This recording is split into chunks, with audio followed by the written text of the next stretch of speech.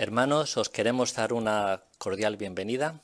Estamos muy contentos de estar aquí y queremos preparar nuestra mente y corazón para esta bonita reunión. ¿Qué mejor manera de hacerlo mediante una canción de alabanza a Jehová? Si lo deseáis, os podéis poner de pie y podemos cantar todos juntos la canción número 96. El tema: el libro de Dios es un tesoro. Después comenzaremos con una oración de alabanza a nuestro Dios.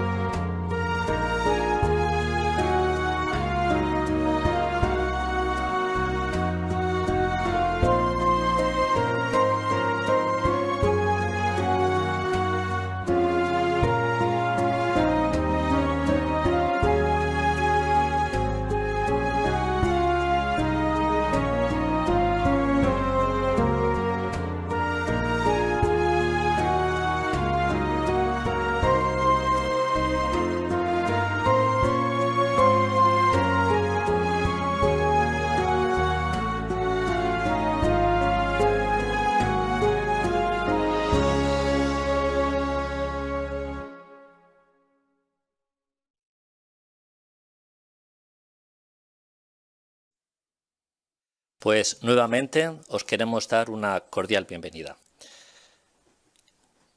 ¿Dónde podemos encontrar esperanza en este mundo?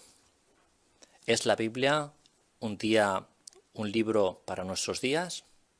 Las respuestas a estas preguntas se verán en el siguiente discurso. Nuestro hermano David Jiménez presentará el siguiente tema: ¿cifra usted su esperanza en la ciencia o en la Biblia? Por favor, hermano David, tienes toda nuestra atención. Un deportista que en su especialidad es considerado como uno de los mejores deportistas de toda la historia, cuando está a punto de morir, confía su cuerpo en la ciencia. Confía que una vez que muera podrá ser despertado otra vez con vida y con salud perfecta. ¿Qué diríais? ¿Ficción o realidad? Bueno, en breves momentos volvemos a retomar este punto. Lo cierto es que hay personas que piensan que la ciencia llegará al punto, el momento y el día en el que darán solución con todos los problemas. Esto ha hecho que algunas veces hayan hecho declaraciones que han llamado mucho la atención. Por ejemplo, podemos indicar algunos. El libro Los expertos hablan atribuye la siguiente predicción hecha en 1936 a John Langdon Davis, periodista británico y miembro del Real Instituto de Antropología. Este hombre dijo: Si hemos de concebir cómo será la vida en el año 1960, tenemos que empezar por comprender que la comida, la ropa y el alojamiento serán tan baratos como lo es el aire. Otra más. Es imposible que máquinas más pesadas que el aire puedan volar. Lord Kelvin, físico, matemático británico y presidente de la Real Sociedad Británica, cerca del año 1895.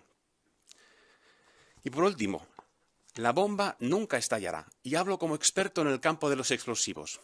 Esto lo dijo el almirante Leahy, al que fue entonces presidente de los Estados Unidos, Truman, sobre el proyecto de la bomba atómica estadounidense, en el año 1945. Bueno, como pocos son todas muy interesantes declaraciones, pero ¿ha podido la ciencia de su tiempo cumplir con lo prometido? No. Y además es que ha pasado todo lo contrario. Algunos científicos afirman y creen firmemente que pueden encontrar la solución para la muerte, que tanto nos afecta a todos los humanos. Para ello, miles creen en la criogenización, como ese famoso deportista al que hacíamos referencia al principio. Por eso algunas personas deciden congelar su cuerpo para que cuando la ciencia médica lo permita, pueda volver a la vida, pero no para llevar una vida como la de antes, sino una vida larga y feliz. Bueno, las personas confían en esta esperanza ya por unos 60 años. ¿Están más cerca de alcanzarlo de cuando empezaron? ¿Sabéis? Hay una película de ficción que presenta a un hombre que está justo en esta situación. Había estado dormido en su sueño, en su dormir, como en el estado de criogenización, y cuando es despertado por accidente, se da cuenta que su cuerpo empieza muy rápidamente a envejecer. Claro, lo que estamos diciendo es ficción. No pretendemos enseñar nada más. Pero, ¿sabéis? La investigación final de su caso que se presenta en esa película en realidad es cierta hasta nuestros días. Y ¿sabéis lo que decía? Pues decía esa investigación, el proceso de envejecimiento es inevitable. Es cierto que a la mayoría de las personas no se les ocurre para nada, pero para nada, que la Biblia pueda ofrecer una solución a todo esto. Pero, ¿sabéis? La Biblia hace una impactante declaración en el Salmo 118, versículo 8. Lo leemos juntos, si os parece. Salmo, el capítulo 118, versículo 8. Es mejor refugiarse en Jehová que confiar en humanos. O sea, la Biblia es clara. La Biblia muestra que nos anima a confiar en Jehová y no en el hombre. ¿Y por qué razón dice eso? ¿Por qué en Jehová? Porque Él sí que tiene el poder para ayudarnos, a diferencia de nosotros como humanos limitados. Cuando uno observa lo que Jehová ha creado, lo cierto es que uno percibe claramente ese poder, esa divinidad. Y dice la Biblia que cuando uno ve esto, la evidencia es tan clara que en realidad no hay una excusa para no reconocerla. Pero para ello hay que detenerse, hay que pararse y hay que observar lo que nos rodea. Desde una brizna de hierba hasta los incontables astros del universo. Por decirlo así, las cosas pequeñas, pero también las cosas grandes. Aunque solo una minoría confía realmente en Dios, ¿cómo es en su caso? ¿Cómo es en el nuestro? ¿Qué pensamos al respecto sobre esta temática? ¿Hay razón sólida para poner en la ciencia la esperanza para el futuro? ¿Qué se puede decir de la Biblia? ¿Podemos confiar en ella, en lo que nos dice sobre este asunto y de cara al futuro? Centrándonos un poquito en la ciencia, hay que decir que la ciencia ha logrado cosas fantásticas, loables, encomiables. Muchas de las labores que antes consumían mucho tiempo y muchas energías, lo cierto es que gracias a inventos y artilugios que se han creado, nos facilitan la vida. Por ejemplo, pensemos tan solo en algunos de ellos. Podría ser el teléfono, las llamadas, videollamadas, que son unas que utilizamos mucho últimamente. Una está aquí y la otra persona está a miles de kilómetros y nos vemos, podemos comunicarnos. O, por ejemplo, el automóvil, el avión, el ordenador o la computadora. Son solamente algunos de los ejemplos y qué maravilla poder contar con estos inventos porque de verdad que nos hacen mucho bien. Pero no sería justo si solo habláramos de lo bueno y no habláramos de los inconvenientes. Y es que los hay.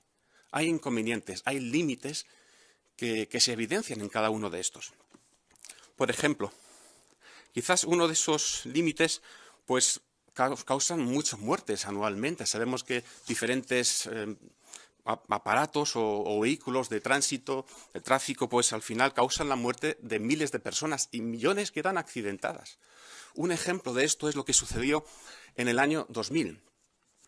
Y hay que decir que el Concorde, que es el avión del que vamos a hablar, se le consideraba como un avión supersónico, una proeza de la tecnología y de la ciencia. ¿Sabéis? Este avión podía volar a más de 2.000 kilómetros por hora. Y prácticamente es el doble de la velocidad de cualquier avión comercial en la actualidad. Las ciudades de París y Nueva York las llegaba a unir en menos de 4 horas. Pero en ese año, en el año 2000, pasó algo terrible. Justo en el momento del despegue del avión, un fragmento de titanio que estaba en la pista reventó una de las llantas. Acto seguido, esto rompió el tanque de combustible y muchos recordamos muy vívidamente las imágenes de aquel avión cuando estaba despegando y con una lengua de fuego que le salía de los motores de unos 60 metros, justo antes de impactar contra el hotel en el que murieron no solamente todos los que iban en el avión, sino que también mucha gente que estaba en tierra. Claro, este suceso levantó una serie de comentarios. Por ejemplo, la revista Ciencia dijo: el extraordinario y veloz avance de la ciencia y la tecnología durante los últimos siglos ha sido embriagante. Nos invade la sensación de que contamos con posibilidades casi ilimitadas de comprensión y manipulación del mundo físico. Pero terminaba diciendo, pero no hay razón para concluir que hoy somos menos falibles que antes. Y qué interesante y acertado es este comentario. Pero esto no es todo. Los científicos han dañado el medio ambiente. Tan solo pensar en lo siguiente, en los siguientes términos: lluvia ácida, efecto invernadero, deforestación. ¿Qué ponen de manifiesto? ¿No demuestran que ha fracasado el hombre en sus intentos por solventar los problemas? Y concretamente la ciencia. ¿Quieren frenarlo? Pues claro que sí. ¿Pero lo han logrado? No. Son incapaces de frenar el avance de esta problemática. Qué interesante que la Biblia predijera con exactitud en Apocalipsis, el capítulo 11, versículo 18, que el hombre llegaría exactamente a este momento, a este estado. Porque dice ese versículo de la Biblia que el hombre llegaría a destruir la tierra. Como podemos ver en la imagen, en los monitores, en nuestros monitores, pues toda esta contaminación pues no solamente tiene un impacto en la tierra, también en nosotros como seres humanos, lamentablemente.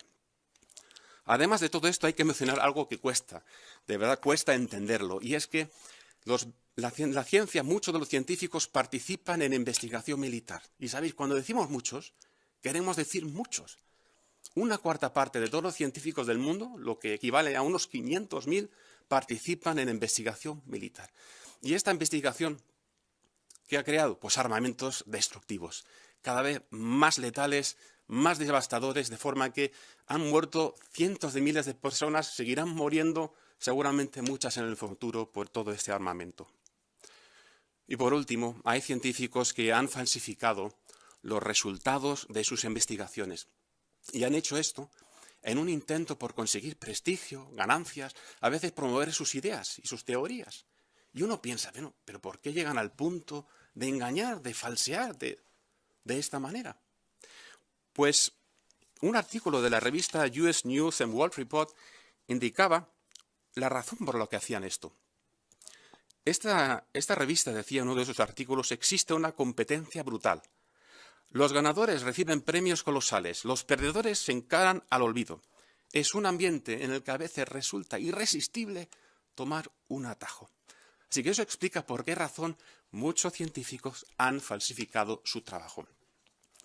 Así que cuando pensamos un poquito en los logros y los avances de la ciencia y de la tecnología, no extraña que el libro Ética Ambiental dijera el siguiente comentario: la tecnología es un siervo de utilidad limitada y no merece gran confianza. Suele suceder que cuando sí resuelve un problema, produce 2 nuevos y es difícil conocer y predecir sus efectos secundarios. Así que, siendo justos, después de dedicar unos minutos a esta temática, ¿los logros de la ciencia los hay? Por supuesto que los hay, y muchos de nosotros nos beneficiamos de estos logros en la actualidad.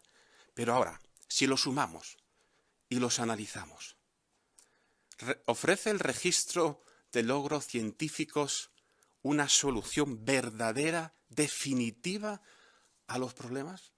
Hay que decir, problemas que nos afectan de hace mucho tiempo, antiquísimos, como es la muerte, la enfermedad, el delito, la inmoralidad, la guerra. ¿Lo ha solucionado? ¿Verdad que no?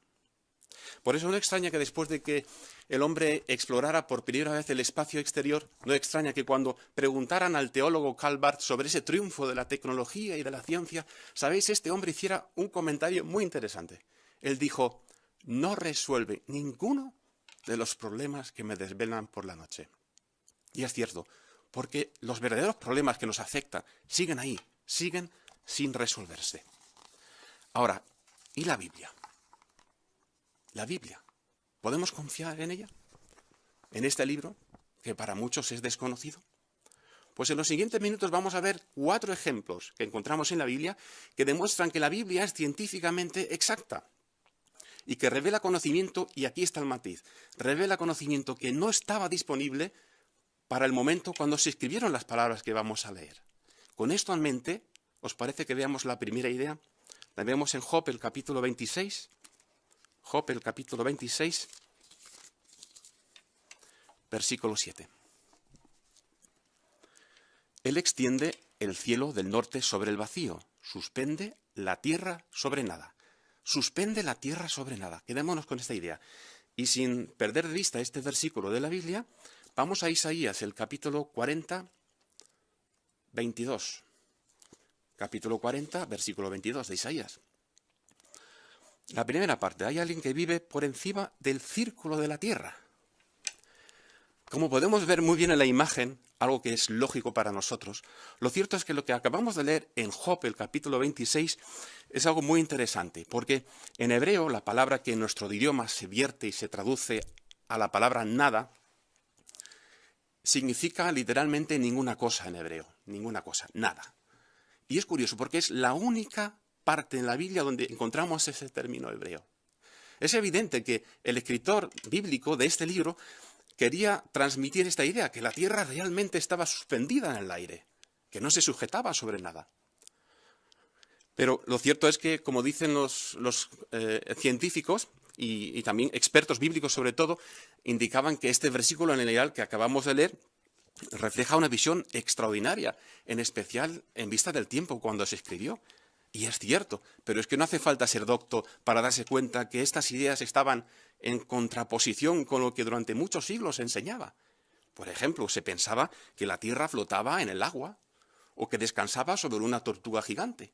Sí, hoy nos reímos de estas ideas, pero la gente de su tiempo las creía firmemente. ¿Y qué hemos leído en Isaías, el capítulo 40, versículo 22? Hemos leído que la tierra es esférica, es circular. Pues hubo que esperar hasta el año 1687 para que Isaac Newton nos demostrara y publicara los estudios sobre la fuerza de la gravedad y explicara que la Tierra podía estar en su posición gracias a esta fuerza invisible y a su propia fuerza cuando giraba. Pues pensemos que pasaron mucho tiempo, muchos años todavía, hasta que finalmente en el siglo XVIII se aceptaran esos estudios. Finalmente, aunque les costó, aceptaron la idea. Ahora, ¿a qué nos lleva todo esto que estamos comentando?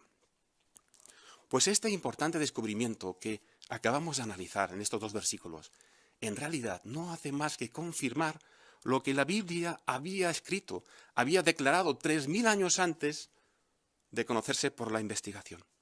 Y demostrar que es verdad, que es increíblemente cierto. ¿Vemos un ejemplo más? Eclesiastés, el capítulo 1, versículo 7. Eclesiastés, capítulo 1, versículo 7. Todos los ríos van a dar al mar, pero el mar no se llena. Los ríos vuelven al lugar donde nacieron para volver a correr de nuevo. Lo que describe este versículo, eso es algo que conocemos hoy como el ciclo del agua. En la imagen que podéis ver en este momento, podéis ver este proceso. Es muy sencillo explicándolo, pero es impresionante. El sol calienta el agua de los océanos y de la superficie terrestre. El agua se evapora y se concentra en nubes.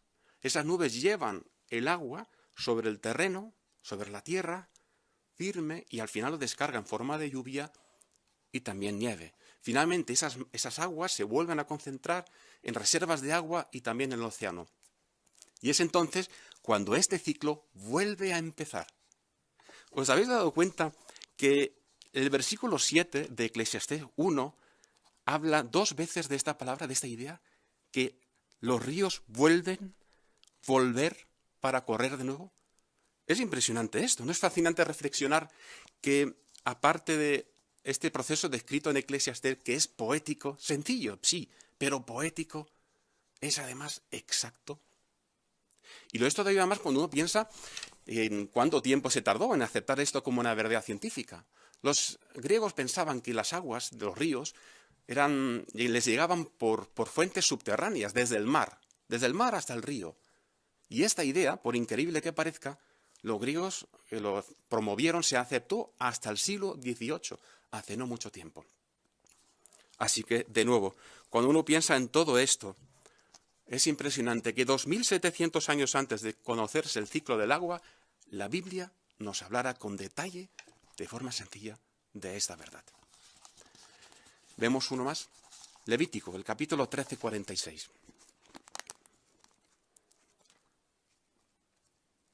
Levítico, el capítulo 13, versículo 46. Será impuro todo el tiempo que tenga la enfermedad. Como es impuro, tiene que vivir aislado, fuera del campamento. La Biblia no es un tratado de medicina, ni lo pretende ser. Pero, ¿sabéis? Cuando se pone a hablar y a aportar datos científicos, especialmente en el campo de la medicina, no deja de ser asombroso lo que nos acaba de declarar. La ley mosaica estipulaba que un israelita que estaba enfermo de lepra tenía que mantenerse aislado, lo que hoy conocemos como la cuarentena. Y qué bien, ¿no? Entendemos lo que es esta ley, porque protege muchas vidas. Hasta en la actualidad, esta medida sanitaria sencilla, como bien estamos viendo, salva la vida de muchas personas. Pero de nuevo, ¿cuándo se conoció? Pues pasó mucho tiempo. Cuando empezaron las epidemias en la Edad Media es cuando se dieron cuenta la importancia de esta medida sanitaria. Pero como podemos ver, cuánto bien hace seguir esta sencilla ley que tanto nos beneficia. Ahora tenemos que ir un paso más allá. Tenemos que pensar, ¿cómo es posible que los israelitas, un pueblo humilde, tuvieran leyes tan adelantadas y que conocieran detalles que no los podían conocer por la investigación y además no se habían probado, pero las seguían y las obedecían? Veamos el último y cuarto ejemplo. Proverbios, el capítulo 14.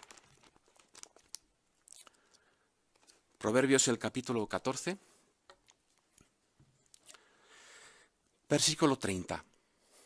Un corazón calmado es vida para el cuerpo, pero los celos son una enfermedad que pudre los huesos. Y si vamos al capítulo 17, el versículo 22, dice también: un corazón alegre es una buena medicina, pero un espíritu aplastado te deja sin energías. Estas palabras que acabamos de leer, de nuevo, es increíble, se escribieron hace 3000 años y demuestran de forma clara que la Biblia está llena de sabiduría práctica para nuestros tiempos, en especial información científica en el campo de la medicina. Como vemos, aquí se está indicando los efectos que tiene en nuestro cuerpo, en nuestro organismo, las emociones.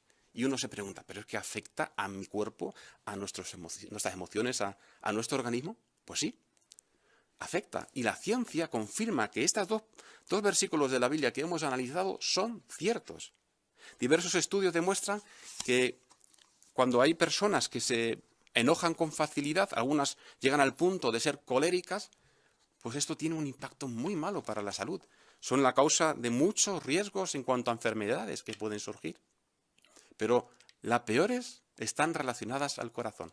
Qué curioso, que esos estudios demuestran que el peor perjudicado es nuestro corazón.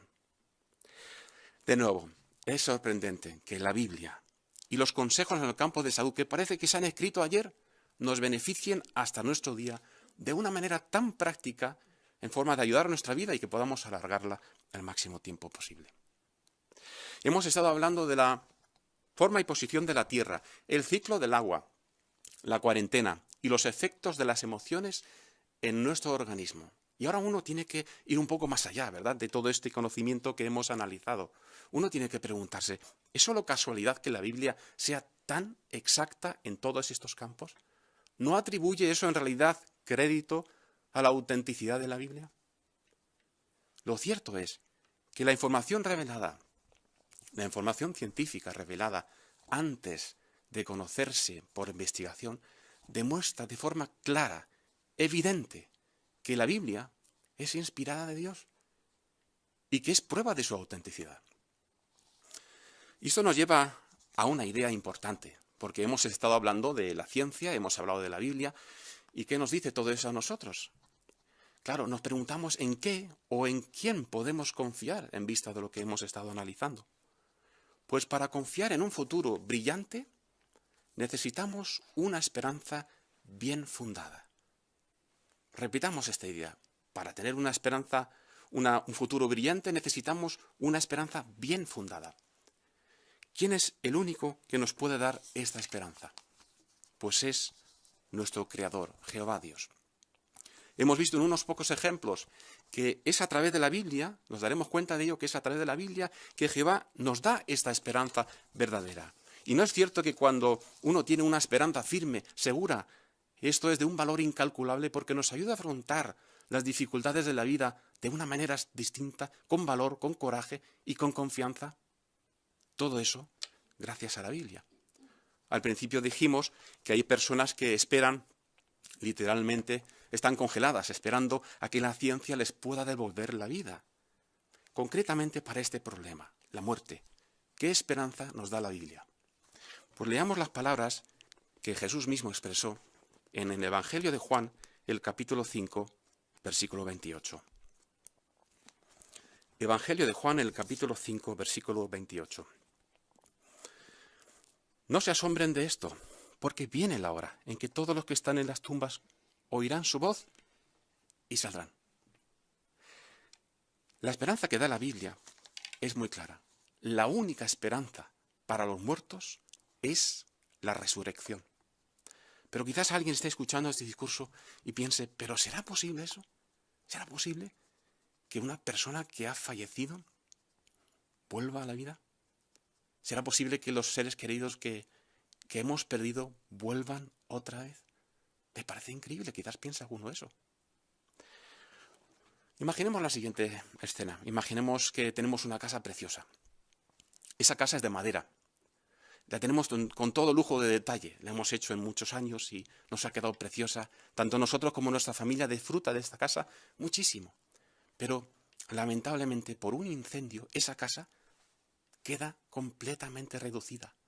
O sea, es tan destructivo ese incendio que no quedan más que cenizas de la casa. Una pregunta. Si quisiéramos reconstruirla, ¿podríamos hacerlo? ¿Podríamos hacerla igual? Pues, si tuviéramos los planos en nuestras manos y con lo que tenemos en nuestra mente, sabemos dónde está cada cosa en la casa, ¿no es cierto?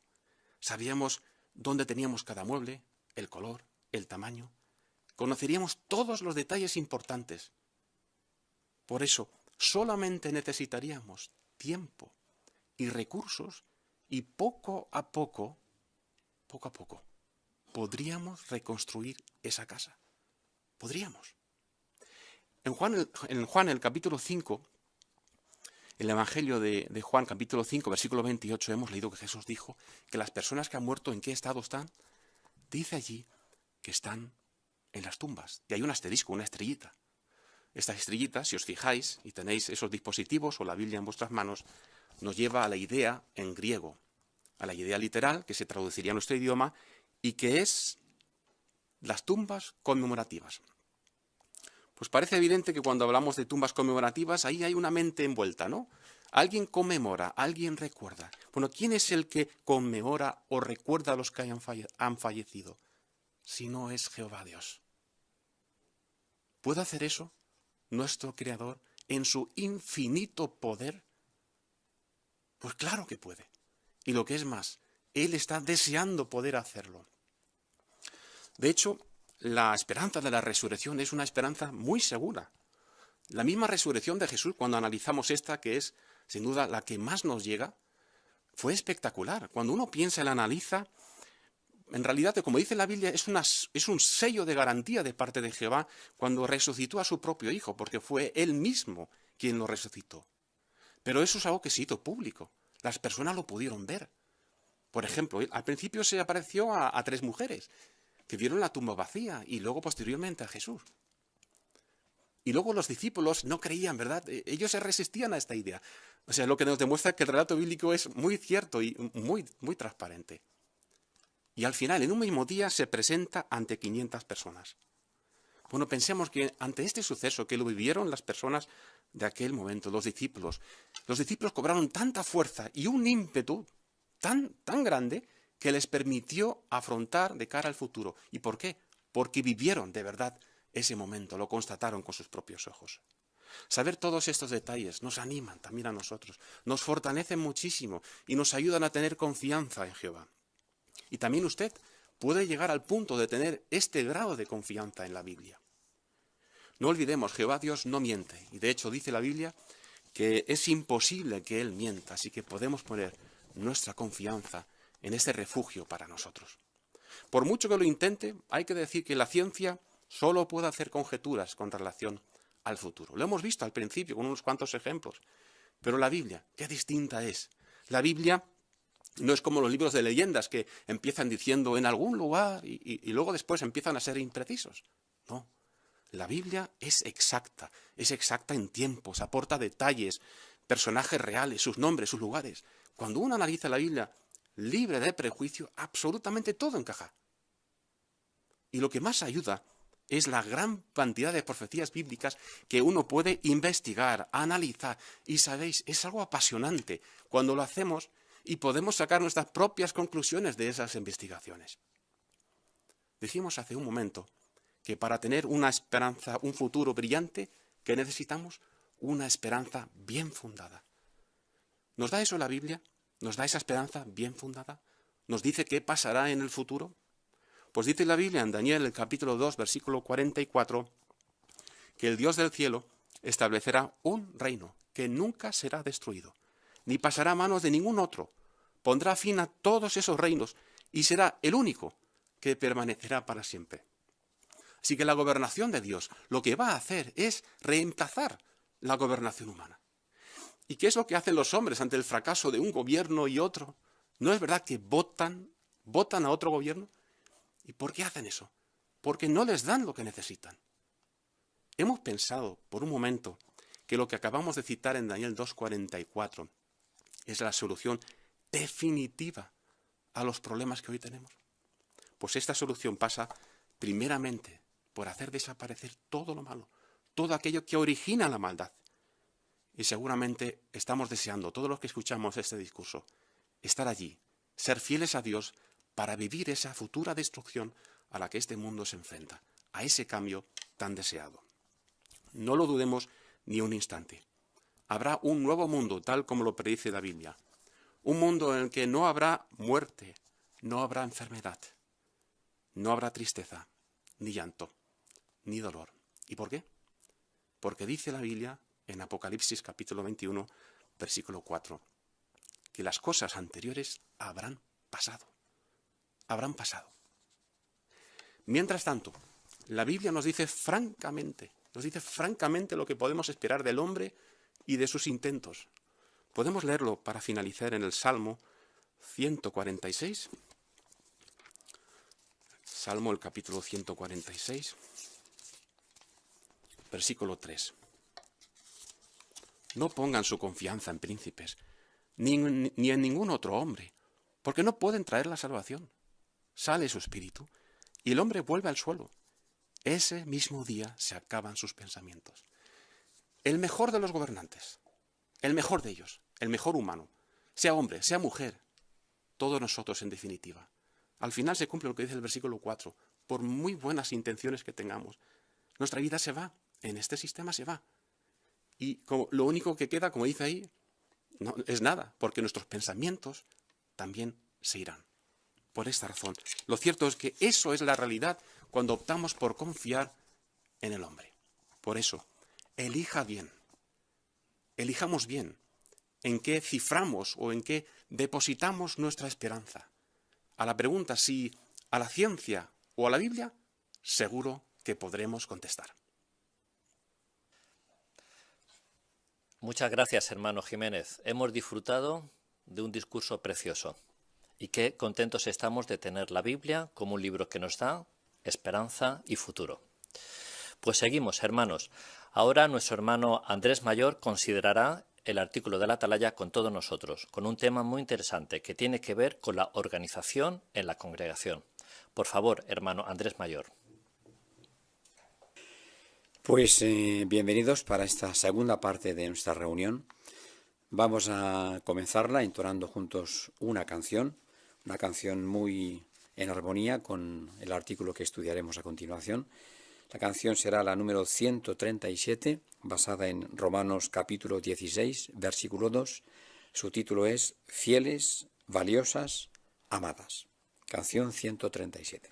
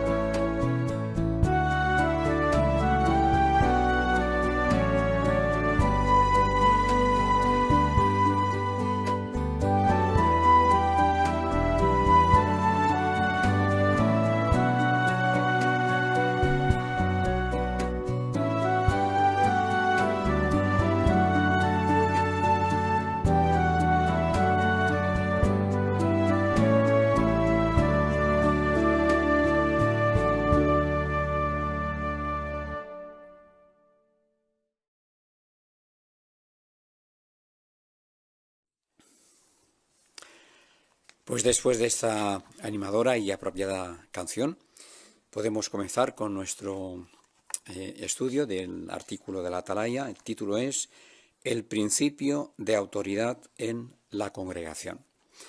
El texto que sirve como base para esa declaración es Efesios capítulo 5, versículo 23, donde el apóstol Pablo dice: el Cristo es cabeza de la congregación, salvador de este cuerpo.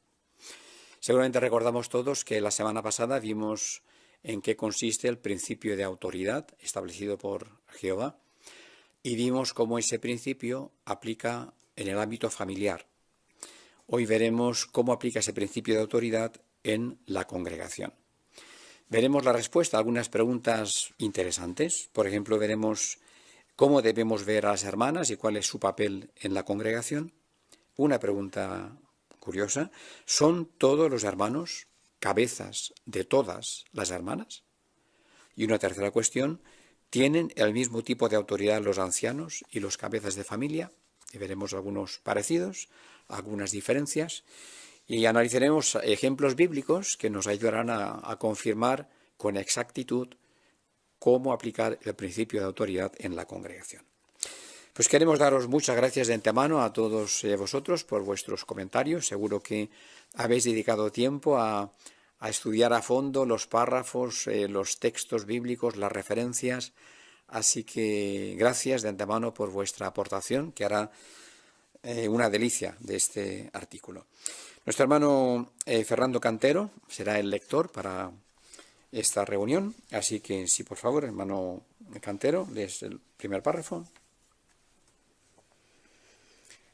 ¿Verdad que nos hace muy felices ser parte de la familia de Jehová? Una de las razones por las que disfrutamos de tanta paz y unidad es que todos nos esforzamos por respetar el principio de autoridad que Jehová ha establecido. De hecho, cuanto mejor entendemos este principio, más unidos estamos. Muchas gracias. Pues vamos con la primera pregunta.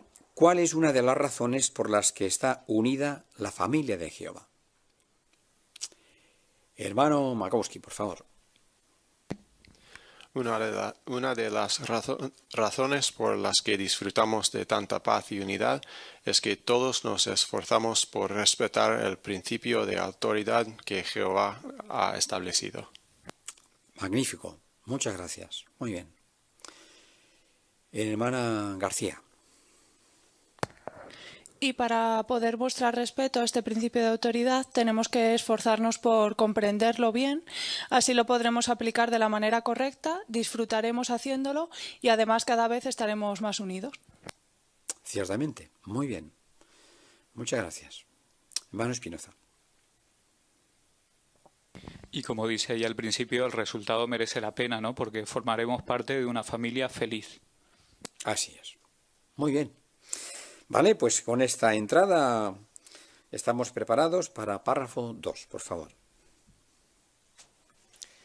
En este artículo hablaremos de la autoridad dentro de la congregación. Entre otras cosas, responderemos estas preguntas. ¿Cuál es el papel de las hermanas? ¿Es cierto que todos los hermanos son cabezas de todas las hermanas? ¿Y tienen los ancianos el mismo tipo de autoridad sobre los hermanos y las hermanas que la que tiene un cabeza de familia sobre su esposa y sus hijos? Primero veamos cuál es el papel de las hermanas y cómo debemos verlas. Muy bien. ¿Qué preguntas responderemos en este artículo? Hermano Conway. ¿Cuál es el papel de las hermanas? ¿Y es cierto que todos los hermanos son cabezas de todas las hermanas? Gracias. Muy bien.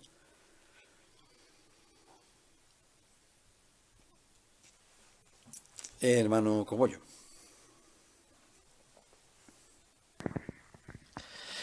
¿Tienen los ancianos el mismo tipo de autoridad sobre los hermanos y las hermanas que la que tiene un cabeza de familia sobre su esposa y sus hijos?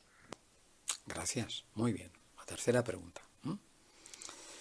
Pues vamos a entrar entonces en el primer subtítulo que nos permitirá responder a la primera pregunta. ¿Cómo debemos ver a las hermanas? Párrafo 3, por favor.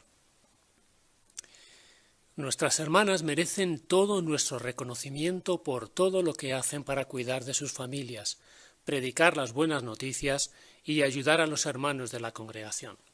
Pero si pensamos en cómo las ven Jehová y Jesús y cómo las trató el apóstol Pablo, las valoraremos todavía más.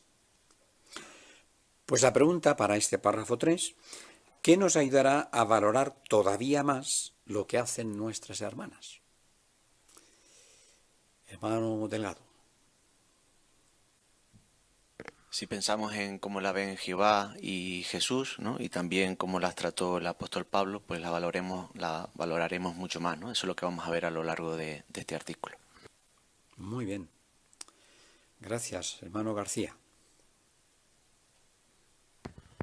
Y algo que obviamente también nos va a ayudar siempre a valorarlas es pensar y meditar en todo lo que hacen, tanto en la congregación, en la familia o en la obra de predicar. Muy bien, muy bien. ¿Algún comentario sobre este aspecto? ¿Qué hacen las hermanas en esos ámbitos? ¿Alguna observación que podamos, tal vez pensando en nuestra congregación? Hermana Delgado. Pues tenemos que reconocer que las hermanas son las que llevan el mayor peso en la predicación, perdón, a pesar de que tienen muchas otras responsabilidades en su familia, ¿no? Pero siempre se ve el gran número de precursoras en casi todas las congregaciones, más las hermanas que los hermanos por las circunstancias, pero tenemos que valorar mucho el esfuerzo que hacen y en poner el ejemplo también a las hermanas más jóvenes dentro de la congregación. Perfecto, muy bien. Muchas gracias. Bien, pues seguimos párrafo 4, por favor. La Biblia indica que para Jehová los hombres y las mujeres son igual de valiosos.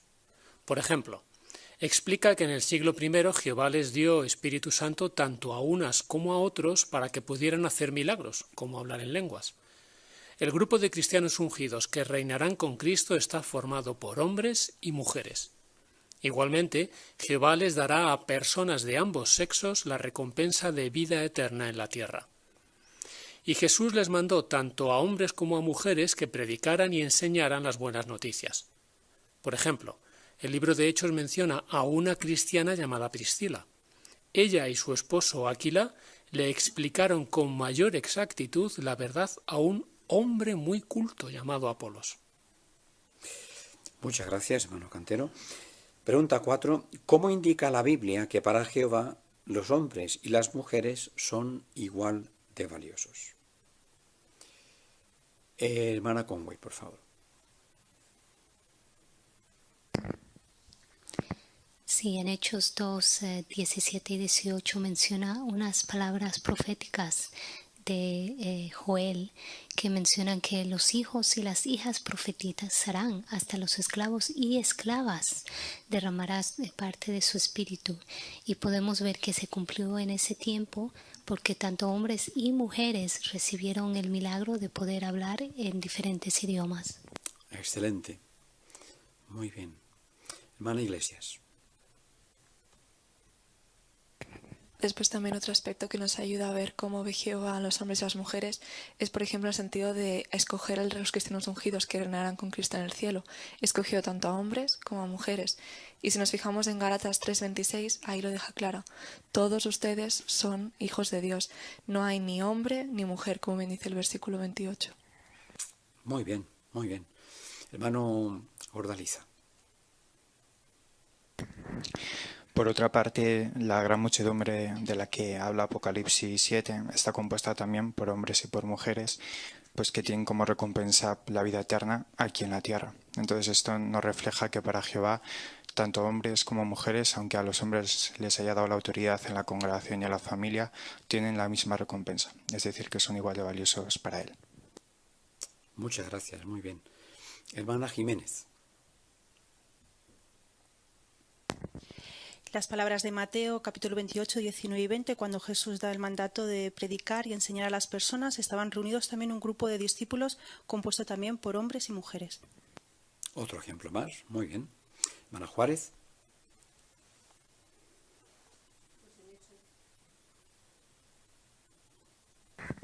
En Hechos 18, del 24 al 26, se narra el ejemplo de cómo un cristiano bien versado en las Escrituras, como era Apolos, recibió la ayuda de Priscila y su esposo Aquila para entender mejor, tener un conocimiento exacto de lo que significaba el camino de Dios, ya que solamente conocía lo que era el bautismo de Juan.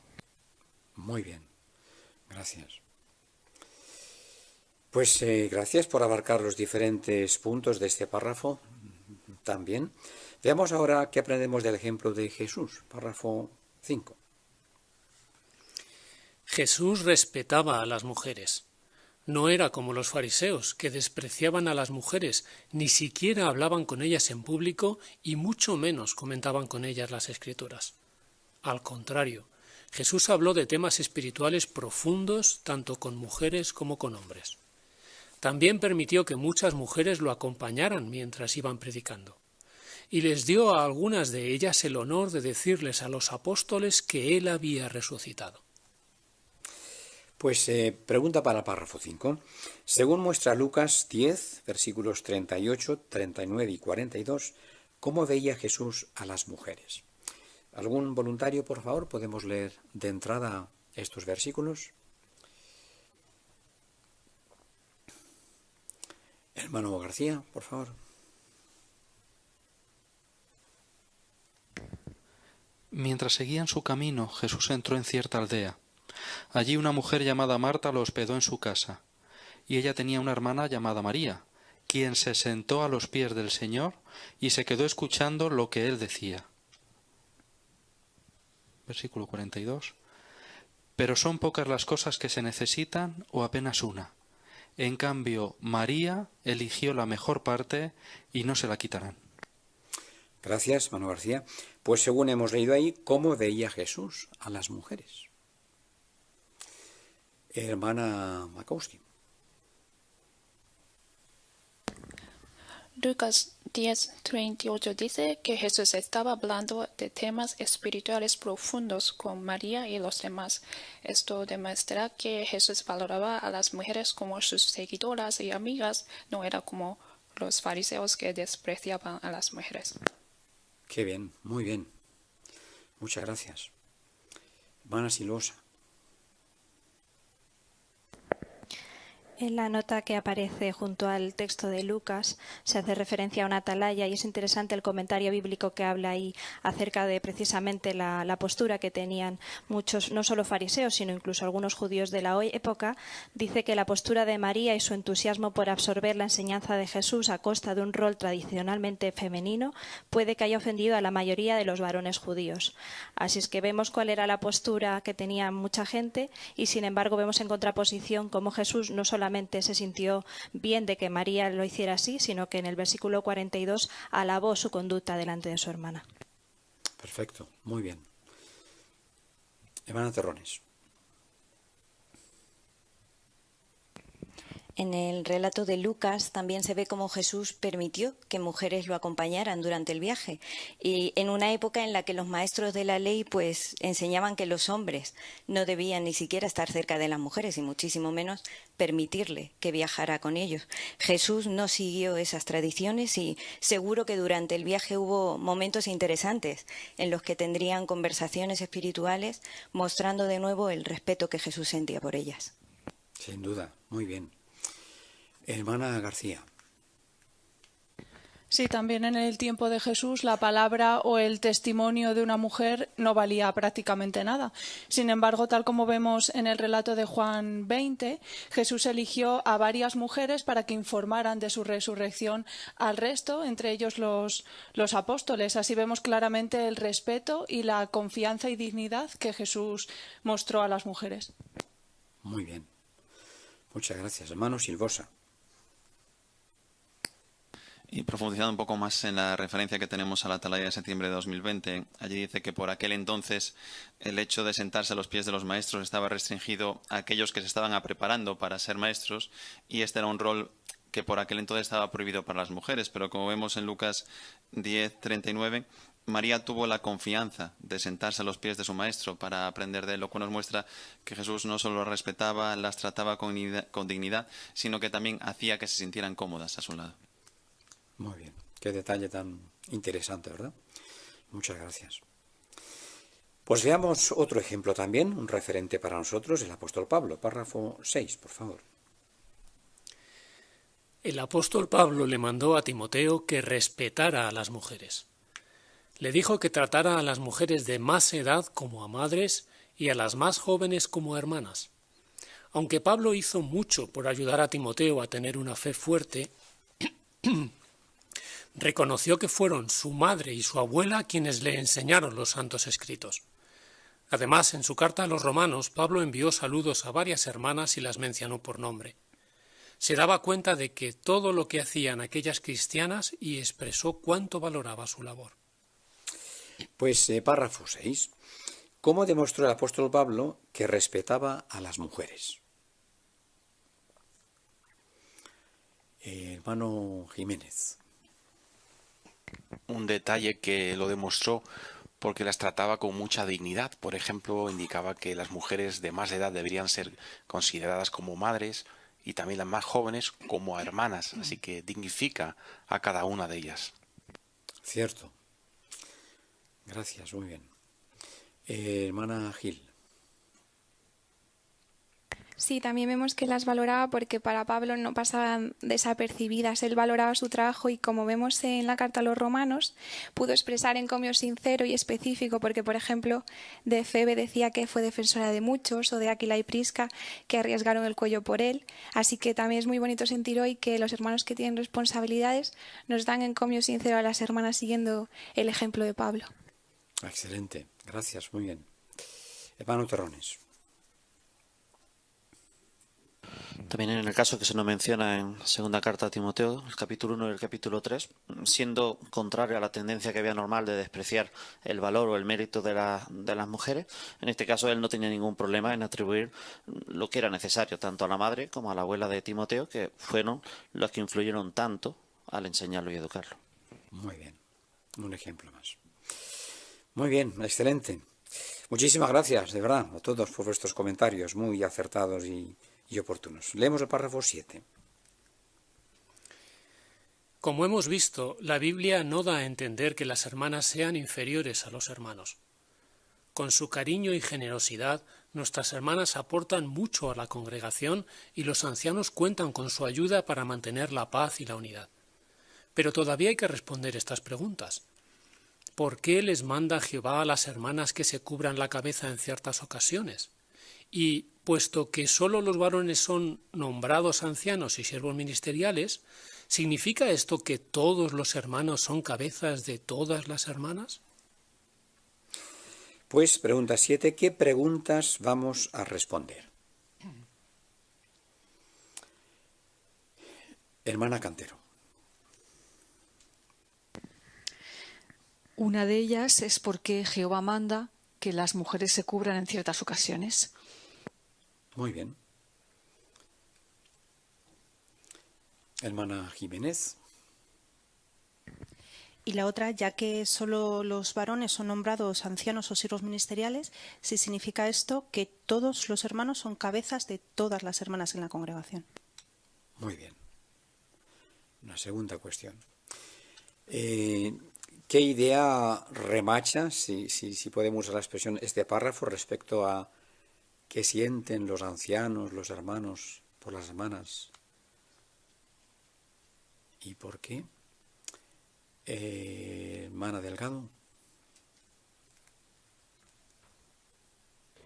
Pues se reconoce que aunque las hermanas no cubren ningún puesto de responsabilidad dentro de la congregación, gracias a su colaboración ellas aportan mucho a la hermandad y también colaboran mucho en mantener la paz y la unidad dentro de la congregación. Muy bien. Tarea súper importante, ¿verdad? Bien, pues vamos a dar comienzo al siguiente subtítulo. ¿Son todos los hermanos cabezas de todas las hermanas? En pocas palabras, la respuesta es no. Solo Cristo es cabeza de todas las hermanas de la congregación. En la familia el esposo tiene autoridad sobre su esposa, pero un hijo varón bautizado no es cabeza de su madre. Y en la congregación la autoridad que tienen los ancianos sobre las hermanas y los hermanos tiene límites. ¿Y qué puede decirse de una hermana soltera que ya no vive con sus padres? Ella sigue respetándolos, pero ya no está bajo la autoridad de su padre. Y respeta a los ancianos, pero tal como los varones de la congregación, solo tiene un cabeza, Jesús. Gracias. Pues en armonía con Efesios 5:23, ¿por qué no son todos los hermanos cabezas de todas las hermanas? Leemos el versículo y luego respondemos la pregunta. Hermana Juárez, por favor.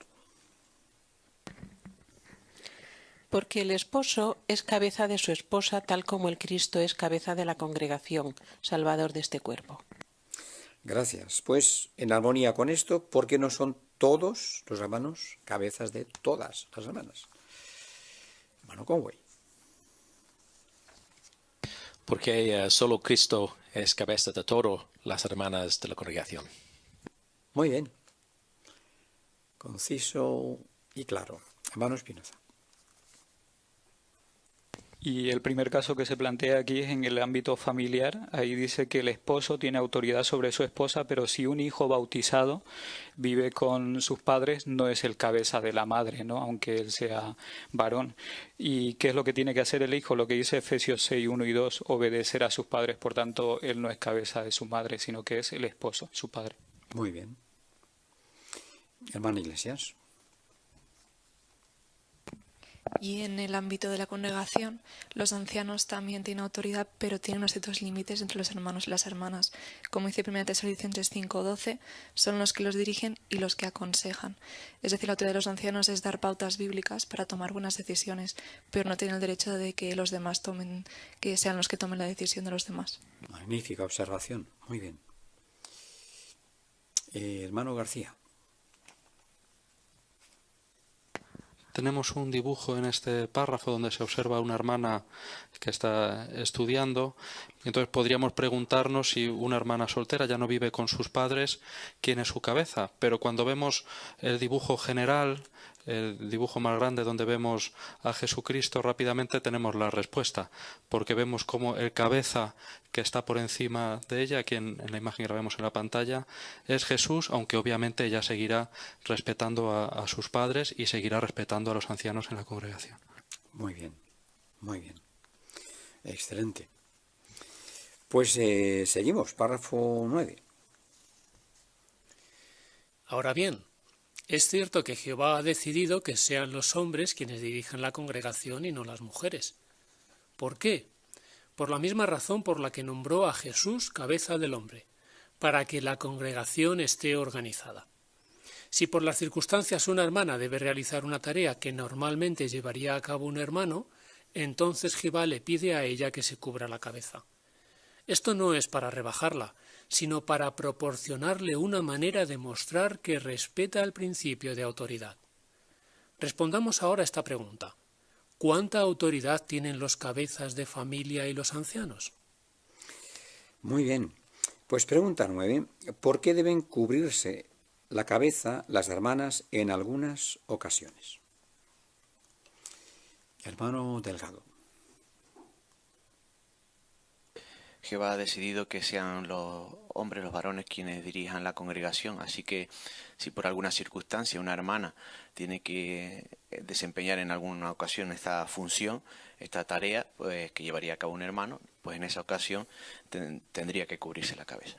Gracias. Muy bien.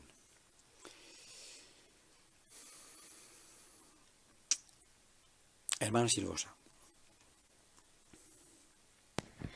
Y es bonita esta idea porque pensar que es Jehová el que realmente nos está pidiendo esto a las hermanas, pues nos ayuda a entender el papel que tenemos dentro de la congregación, porque no estamos compitiendo ni mucho menos, porque no es un principio regido por un punto de vista imperfecto, egoísta, sino que está regido por Jehová, que quiere que la congregación esté organizada, y Él es un Padre bondadoso que sabe bien, nos conoce a cada uno y sabe exactamente cuál es nuestro bienestar y cómo va a ser mejor el funcionamiento de la congregación.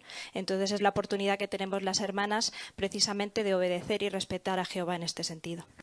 Excelente, muy bien. Hermana Conway. Y también en 1 Corintios 11, 4 al 7 menciona los principios de por qué debería que cubrirse la cabeza la hermana, pero más adelante en el versículo 10 menciona algo interesante que también muestra su sujeción y respeto al principio de la autoridad para los ángeles. Y podemos tener eso en mente también, que no solo es aquí el ámbito en la tierra, sino celestial, que al hacer esto estamos respetando la autoridad aquí y en el cielo. Gracias, muy bien. Hermano Jiménez. También es interesante la línea del argumento que presenta la Atalaya de por qué este arreglo tan bien organizado. Pues por la misma razón que un hombre también tiene un cabeza, que es el Cristo. Y por la misma razón, pues también ha establecido ese orden para las hermanas. Muy bien. ¿Algún comentario sobre este punto de cubrirse la cabeza en armonía con el recuadro que tenemos? Hermano García. Pues vemos que hay 3 preguntas que debería hacerse una hermana si duda sobre si cubrirse o no la cabeza. La primera está relacionada sobre si está en presencia de un hermano bautizado y está haciendo algo que debería estar haciendo este hermano bautizado, por ejemplo, orando o enseñando, debería cubrirse. La segunda es si está haciendo una tarea que normalmente haría un hermano bautizado, aunque éste no esté presente, pues también debe cubrirse. Y la tercera es si está en presencia su esposo. Como este es cabeza de la familia, este debería estar pues orando, enseñando a otros de la Biblia, pero si no es cristiano, por cualquier otra circunstancia no puede hacerlo, pues también debería cubrirse. Gracias, muy bien. Hermano Silvosa. Y vemos un ejemplo de esto en la imagen que está asociada a este recuadro, donde vemos a una hermana que todo aparenta que está dirigiendo una reunión para el servicio del campo. Quizá en ese momento no había hermanos que cumplan los requisitos, hermanos varones, para poder dirigir esa salida, y ella, demostrando que respeta este principio de autoridad para Jehová y está haciendo una labor que típicamente le correspondería a un varón en la congregación, pues vemos cómo ella se cubre la cabeza.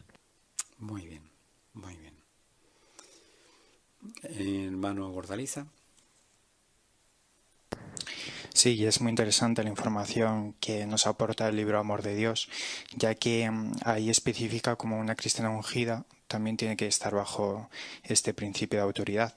Pero vemos que va a ser un gran ejemplo para los ángeles, ya que ella, aunque ahora esté bajo este principio de autoridad, en un futuro tendrá un puesto superior porque reinará con Cristo. Entonces les ayuda a poder cumplir ellos también con su autoridad.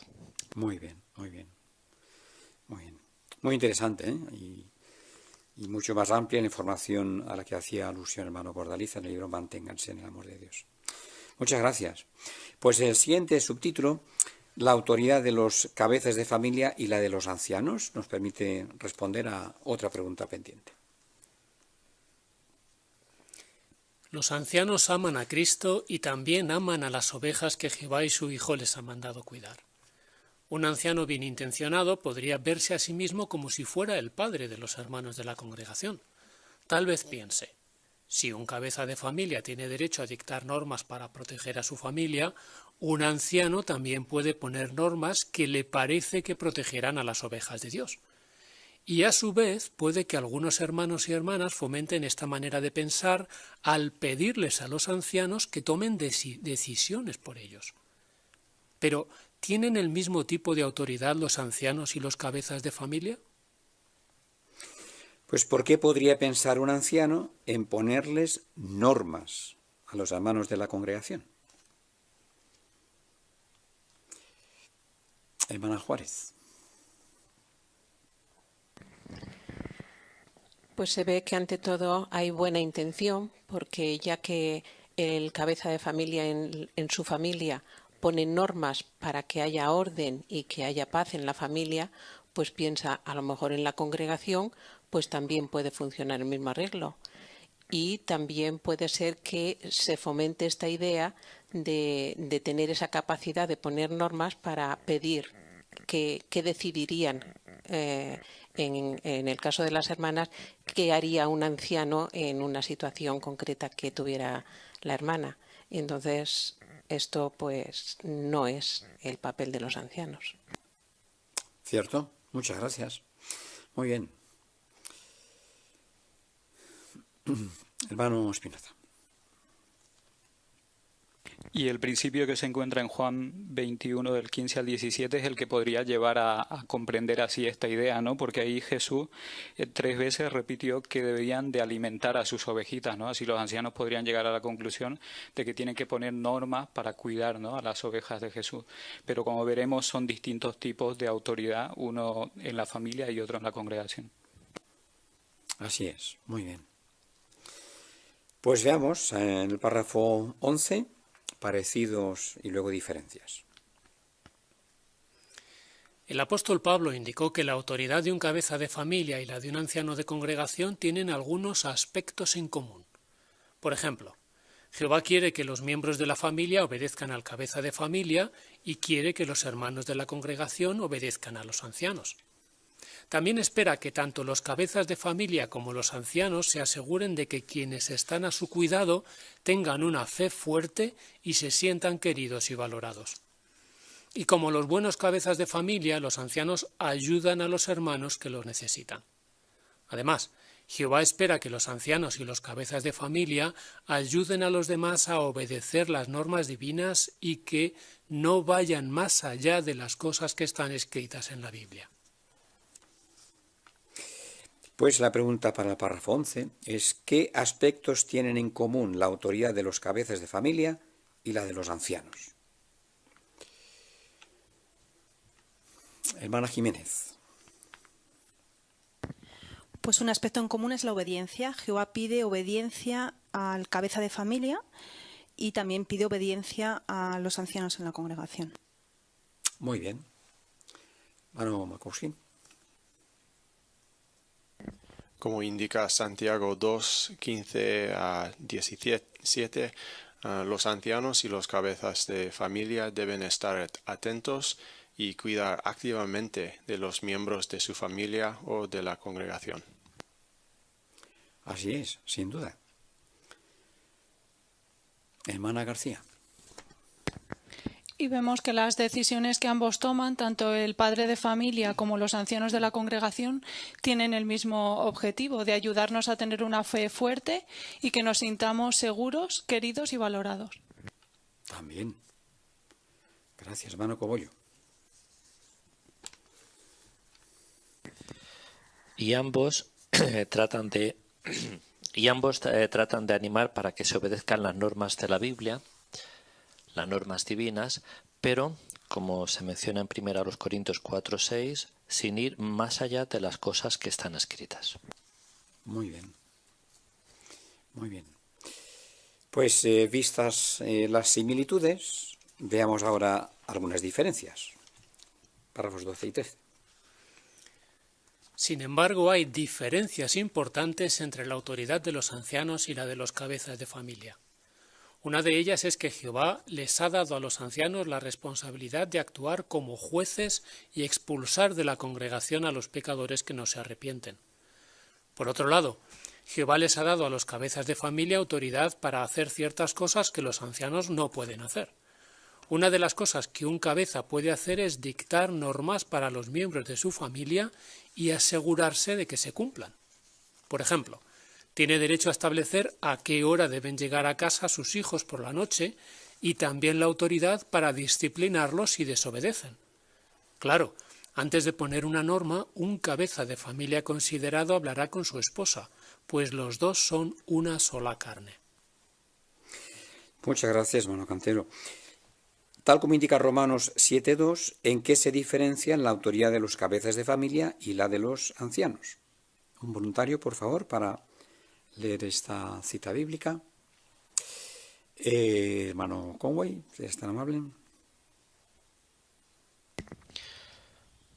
Por ejemplo, la mujer casada está atada por la ley de su esposo mientras él vive, pero si su esposo muere, queda libre de la ley de su esposo.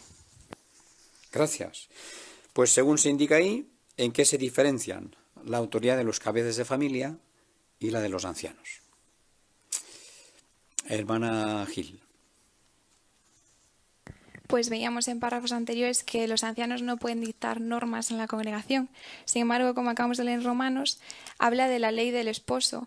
Así que Jehová sí que le da la autoridad a los cabezas de familia para que puedan dictar normas en su casa y asegurarse de que se cumplan. Muy bien.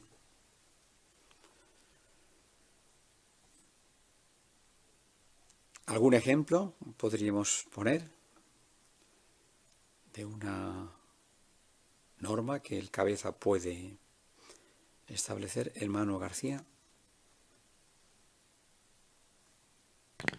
Pues en esta ley, como dice Romanos 7:2, o normas que pueden establecer los cabezas de familia, puede ser la hora a la que los hijos deben llegar a casa por la noche, darles disciplina también apropiada y cuando es debido, o incluso, como indica la nota, también es responsabilidad del cabeza de familia y no de los ancianos el decidir a qué congregación o qué idioma de congregación debe acudir la familia. Muy bien. Sí, señor. Hermano Ordaliza. Y con respecto a esto, el párrafo nos recuerda que en Mateo 19:6 se explica cómo el matrimonio es una sola carne. La traducción también se puede vertir a un solo ser.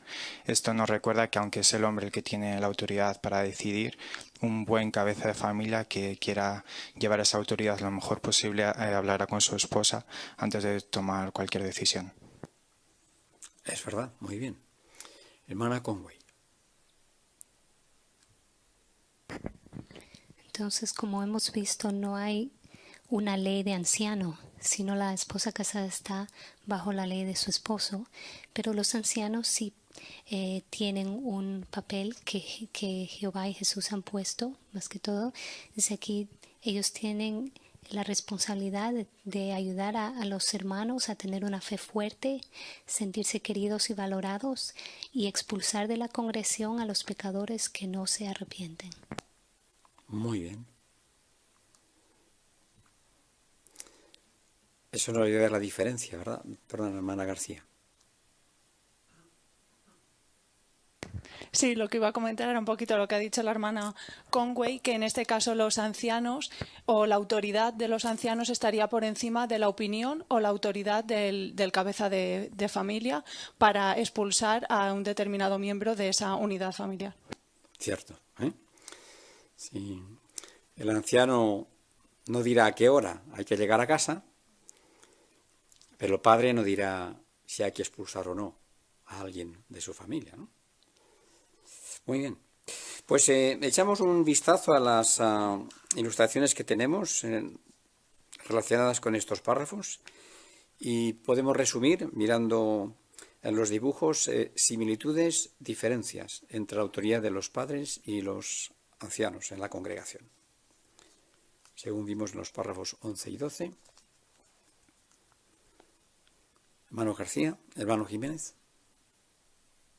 Sí, una idea que queda claro con la imagen es que los tres grupos, tanto los ancianos como los cabezas de familia y los solteros, están bajo la autoridad de Jehová y concretamente Jesús, que está de guía sobre la congregación cristiana.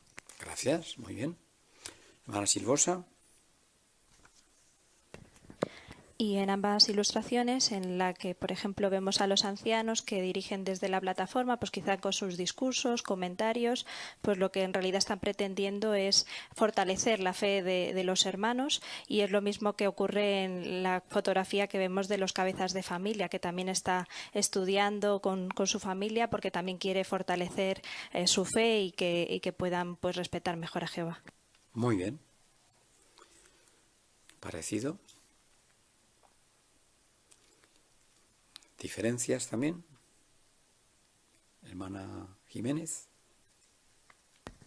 Pues como hemos visto, las diferencias es que el cabeza de familia puede poner normas en su casa y hacer que se obedezcan y se respeten esas normas, y el anciano en la congregación no puede hacer esto, pero sí que puede juzgar y expulsar a aquel pecador que no se arrepiente.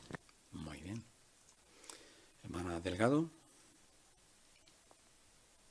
Y en las tres ilustraciones también podemos notar que tanto el anciano de la congregación como el hermano soltero y como el cabeza de familia están utilizando la Biblia para ayudar a su familia.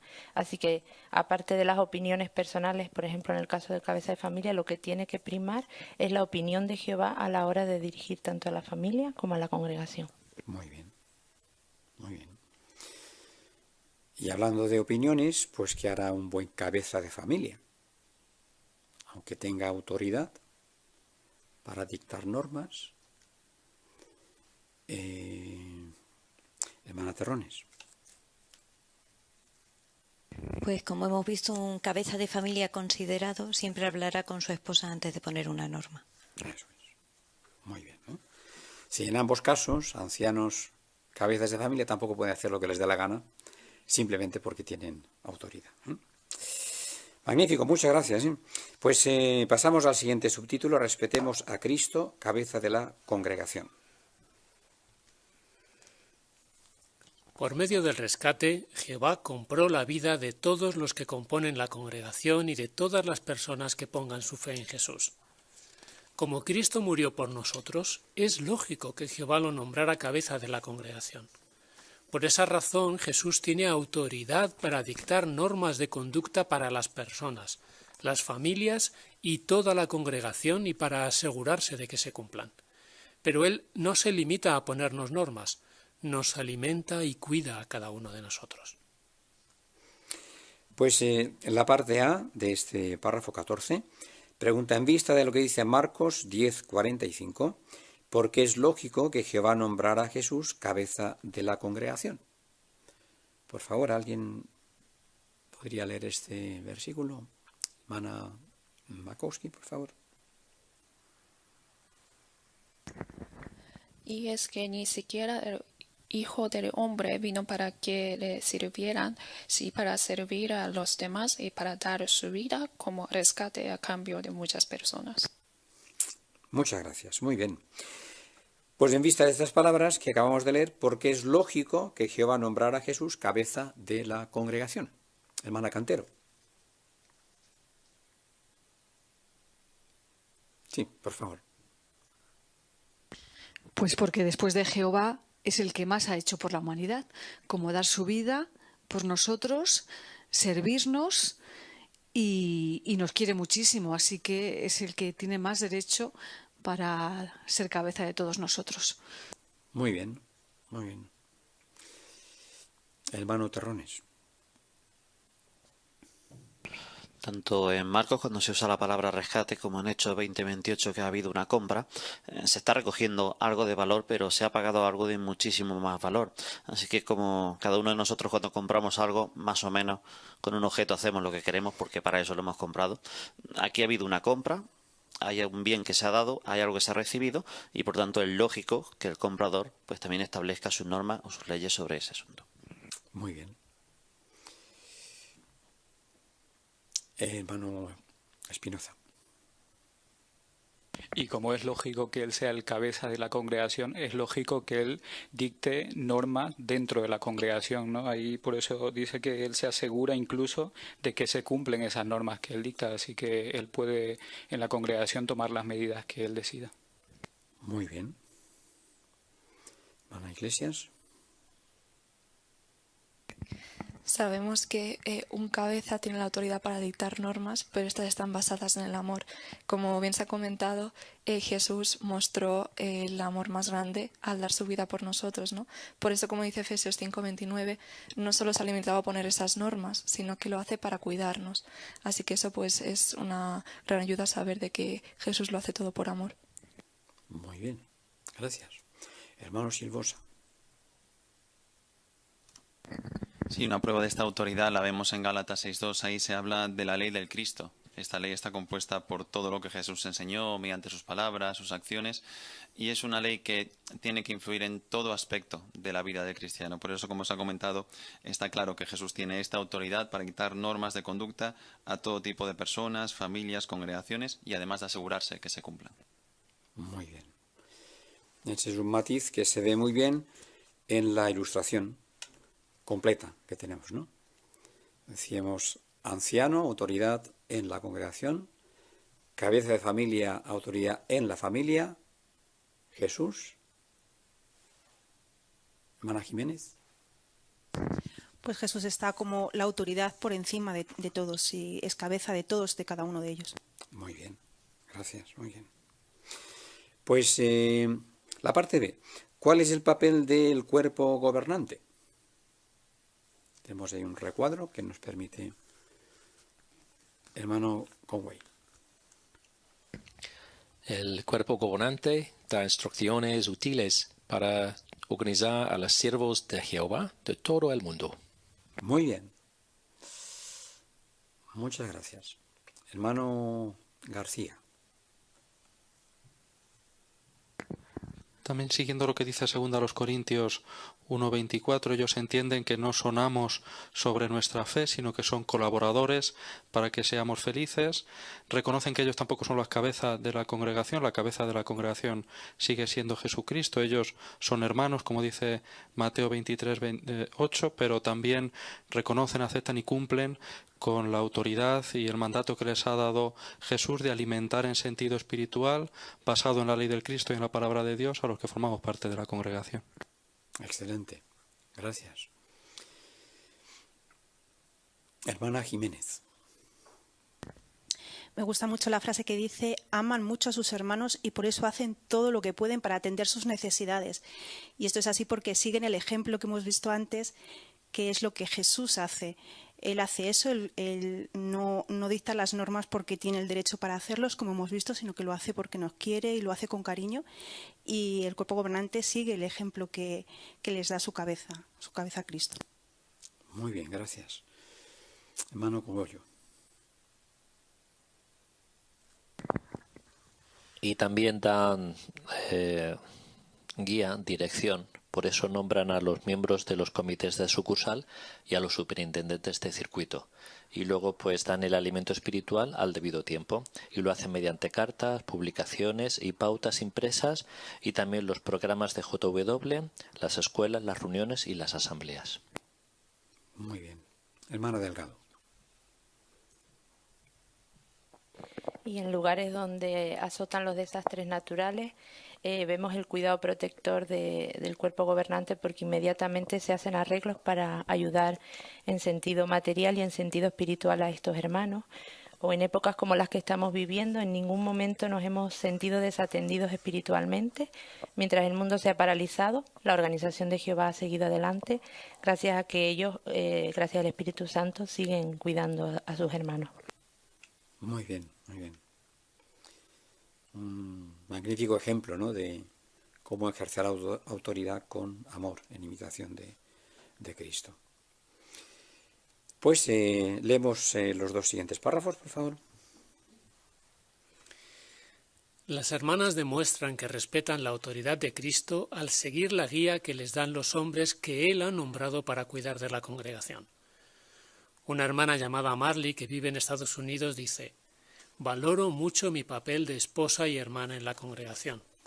Tengo que seguir esforzándome por ver de la manera correcta el principio de autoridad establecido por Jehová. Pero mi esposo y los hermanos de la congregación me lo ponen fácil, porque me respetan y me demuestran que valoran todo lo que hago. Seguro que estas palabras reflejan los sentimientos de muchas hermanas. Los hermanos demuestran que comprenden el principio de autoridad al respetar y honrar a las hermanas. Benjamin, un hermano que vive en Inglaterra, dice: he aprendido mucho de los comentarios que dan las hermanas en las reuniones y de sus sugerencias sobre cómo estudiar y sobre cómo predicar y enseñar mejor. Creo que hacen una labor muy útil. Pues interesantes reflexiones, sin duda. ¿Qué aprende usted de lo que dicen Marley y Benjamin?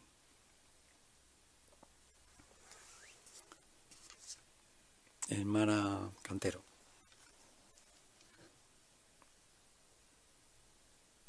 Pues sobre lo que dice Marley, es que aunque suponga un esfuerzo, pues cumplir con el papel de cada uno, de esposa y hermana en la congregación, y ver a los hombres como los que llevan la autoridad, pues si lo hacemos, demostramos que estamos respetando a Jehová. Y si nos cuesta es porque todos somos imperfectos. Entonces no todos cumplimos el papel al 100% que nos ha dado Jehová. Pero seguir esforzándonos le gusta mucho a Jehová que lo hagamos. Excelente, muchas gracias, hermana Cantero. Muchas gracias por tener tantas manos levantadas. Es una alegría. Hermano Makowski. En ambas experiencias, dos tenían costumbres y actitudes basadas en su lugar de origen, pero ajustaron su forma de pensar al punto de vista de Jehová sobre la autoridad en la congregación. Interesante, muy bien. Hermano Delgado. Muy interesante el comentario de Benjamin cuando dice que ha aprendido mucho de los comentarios que dan las hermanas en las reuniones, en la forma de predicar, de estudiar, y sin duda en la predicación nos llevan mucha ventaja, ¿no? Y ahí podemos aprender muchos detalles que ellas tienen mucha experiencia en eso. Vaya que sí, vaya que sí. Hermana Juárez. Y también de la hermana Marley podemos extraer una lección, y es que el respeto y la consideración de todos para todos facilita el que respetemos todos también la autoridad a la que estamos sometidos. Sin duda. Hermana García. Sí, a mí me ha gustado lo que dice esta hermana Marley. Dice: valoro mucho mi papel de esposa y hermana en la congregación. Así no solamente valorar el papel o el trabajo que hacen los demás en la congregación o en la familia, que también, ¿no?, sino también valorar nuestro propio papel. Así, de esa manera, mantendremos un punto de vista correcto sobre este principio de autoridad y nos será mucho más fácil respetarlo. Magnífico. Hermano Silvosa. La semana pasada, en el artículo de la Atalaya, vimos que en ocasiones las hermanas no tienen fácil seguir este principio de autoridad, quizá por la cultura, el ambiente donde se han criado, quizá el mundo, los ambientes sociales, los movimientos sociales que hay ahora, que quizá apuntan a una dirección muy diferente a la que apunta la Biblia. Pero, sin embargo, del comentario que hace Marley aprendo que nosotros, los esposos, los hermanos, los ancianos de la congregación, podemos hacerles fácil esto. Dice aquí la hermana que estos hermanos se lo hacen fácil porque la respetan, demuestran que valoran lo que hago. Así que quizá nosotros, los varones, los ancianos en la congregación, podríamos reflexionar en esto, ¿no? Hacemos esto con las hermanas, no solo valoramos, que sí que lo hacemos, pero se lo hacemos saber, les decimos que valoramos el trabajo que hacen, como bien se ha comentado, en la predicación, ayudando a otras hermanas más jóvenes, atendiendo también a sus familias. Sin duda que si lo hacemos así, les haremos mucho más fácil a ellas someterse a este principio de autoridad establecido por Jehová. Qué bien. Muchas gracias, hermano Silvosa. Hermano García, por favor. Y también me llama la atención el ejemplo de Benjamin, que diga que aprende de sus sugerencias. Si aprende de sus sugerencias es porque antes seguramente le pidió sugerencias a las hermanas. Entonces, eso me enseña que en la congregación, los varones, pues hacemos bien en pedir a nuestras hermanas sugerencias en diferentes aspectos, como el estudio, la predicación o incluso la enseñanza, porque podemos aprender mucho de ellas. Sin duda, sin duda. Hermano Gordaliza. Me gusta mucho la primera frase del párrafo 16 porque nos enseña que este respeto y esta honra que demostramos a las hermanas es lo que va a demostrar a los varones de la congregación que realmente comprenden la autoridad que Jehová les ha dado en la congregación. Es verdad. Muy bien. Y creo que esta reunión que estamos teniendo confirma bien lo que dice el párrafo 16 sobre las hermanas, su preparación para reuniones, sus comentarios. De verdad que aprendemos, disfrutamos mucho con vuestros comentarios, a las queridas hermanas. Leemos el párrafo 17, por favor. Cuando todos en la congregación, hombres, mujeres, cabezas de familia y ancianos, entendemos y respetamos el principio de autoridad, la congregación disfruta de paz. Y sobre todo, alabamos a nuestro cariñoso Padre Celestial, Jehová. Muchas gracias, hermano Cantero, por tu magnífica, excelente lectura. Un placer escucharte. ¿Por qué debemos respetar el principio de autoridad?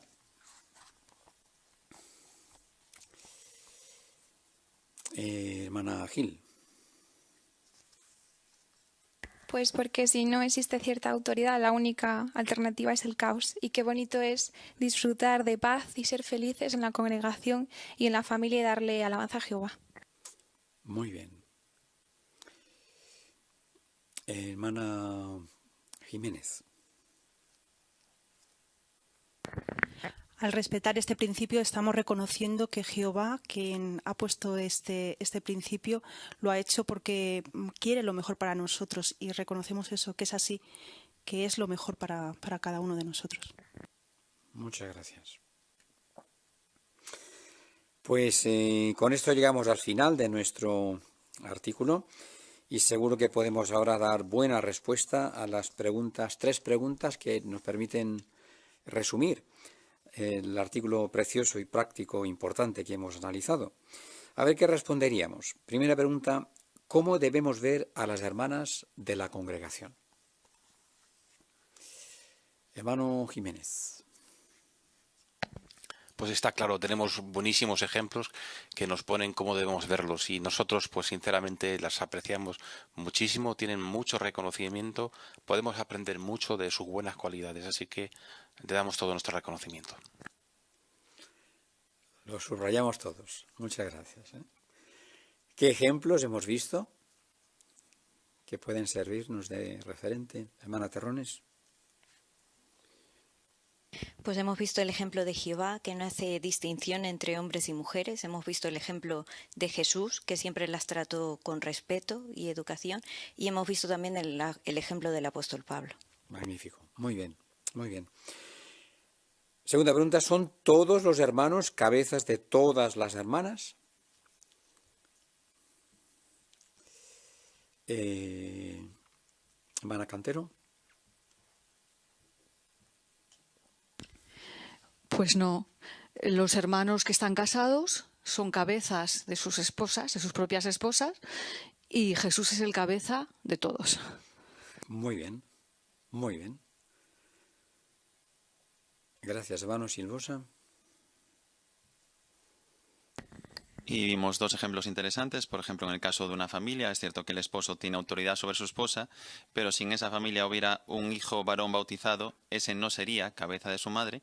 O lo mismo sucedería con una hermana bautizada que vive sola, no vive con sus padres, pues su cabeza simplemente es Cristo. Ella seguiría, evidentemente, respetando a sus padres, respetando la autoridad de los ancianos en la congregación, pero su único cabeza sería Jesús. Muy bien. Perfecto. Tercera pregunta, ¿en qué se diferencian la autoridad de los cabezas de familia y la de los ancianos? Vimos parecidos, pero la pregunta es diferencias. Hermana Delgado. Vimos que en la Biblia se hace referencia a la ley del esposo, por lo tanto el esposo, el cabeza, tiene autoridad de poner normas a su familia. Sin embargo, no existe la ley del anciano, así que los ancianos se tienen que guiar por las normas establecidas en la Biblia. La única diferencia es que los ancianos de congregación tienen la capacidad de poder expulsar de la congregación a cualquier persona que sea rebelde y no quiera arrepentirse de sus pecados, incluso por encima del cabeza de familia, pues tomando la decisión de expulsar a algún miembro de la familia. Muy bien, muy bien. Pues qué bien, hemos abarcado perfectamente, de modo muy completo, esta información, que en combinación con lo que vimos la semana pasada, creo que a modo de resumen podemos decir que son dos artículos que nos han ayudado a todos a entender mejor, si cabe, el principio bíblico de autoridad. Y hemos visto que entender y aplicar ese principio de autoridad siempre resulta, solo puede resultar en beneficios. La semana pasada vimos beneficios en el ámbito familiar y esta semana vimos en la congregación. El primer y el último párrafos de este artículo nos permiten encapsular bien las lecciones que hemos comentado hoy. El primer párrafo decía que nos sentimos felices de estar en el pueblo de Dios. Es verdad. ¿Por qué? Porque hay paz, hay unidad. ¿Y por qué? Pues porque intentamos respetar y aplicar el principio de autoridad. Y el último párrafo dice que cuanto mejor entendamos y mejor apliquemos ese principio, consecuentemente más paz y más unidad habrá en la congregación. Y más honra y alabanza irá para Jehová. Más contento estará Jehová. Muchísimas gracias a todos por vuestra excelente preparación, por vuestros buenos comentarios, de verdad que sí, que sigamos todos haciendo buen uso de las herramientas que nos permiten investigar y aportar nuestras observaciones. Un placer analizar este artículo con todos vosotros. Pues concluimos con una canción que sirve como broche final para este artículo, la canción 123, basada en 1 Corintios 14:33, titulada Seamos leales y sumisos al orden teocrático. Después de la canción 123, el hermano Espinoza nos representa en oración, por favor.